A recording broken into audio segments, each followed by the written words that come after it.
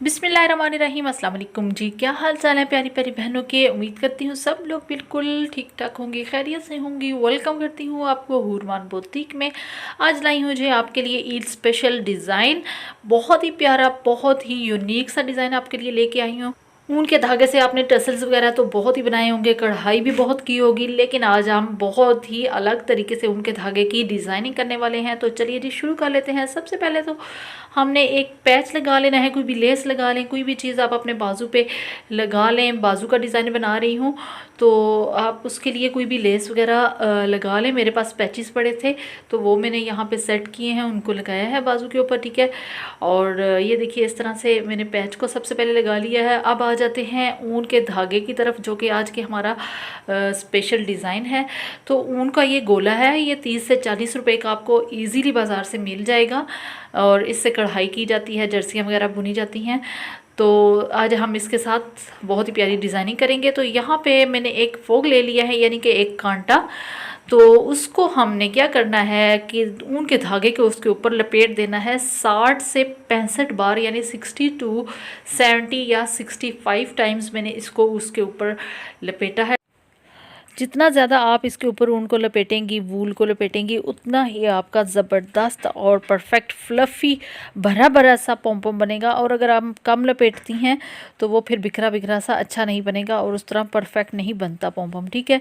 तो आपने इस तरह से ज़्यादा बार ये लपेटना है धागे को, फिर ही आपका अच्छे वाला पॉम बनेगा।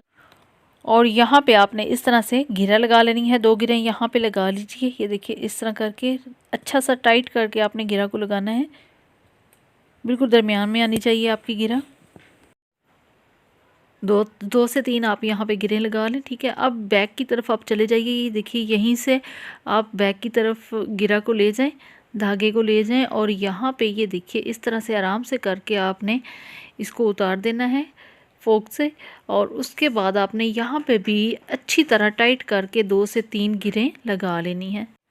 अच्छी तरह से टाइट करके लगाएंगी तो आपकी गिरें खुलेंगी नहीं और अच्छा आपका पॉम तैयार होगा। और यहाँ पे ये देखिए, अब यहाँ पे ये जो जुड़े हुए धागे थे, हमने इनको कटिंग कर लेना है सारी साइड से, ठीक है। अच्छी तरह से पहले कटिंग कर लीजिए।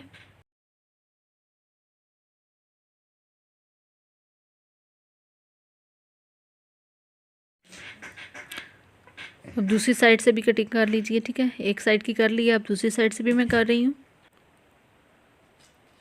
कटिंग करने के बाद आपने धागे को इस तरह से पकड़ लेना है। ये जो सिंगल धागा है ये वैसे ही एक्स्ट्रा लटक रहा है, ठीक है, इसको छोड़ दीजिए। अब ये जो 2 धागे हमने घिरों वाले हैं उनको पकड़ लेना है और ये देखिए इस तरह से आपने, अगर कंघी से करेंगे या कोई ब्रश वगैरह लेंगी तो उससे भी ये बहुत ही फ्लफ़ी बनेगा आपका पॉम।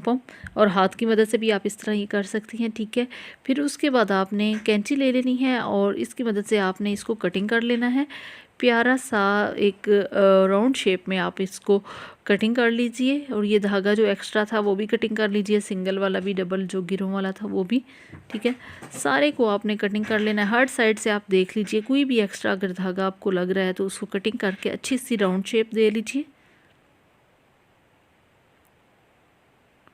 और ये देखिए जी किस कदर प्यारा हमारा पॉम ऑलमोस्ट तैयार हो चुका है। अब हमने कहाँ लगाना है इसको मैं बताती हूँ आपको कि कैसे हम इसकी प्यारी सी डिज़ाइनिंग कर सकते हैं। एक पर्ल भी लगाऊंगी साथ।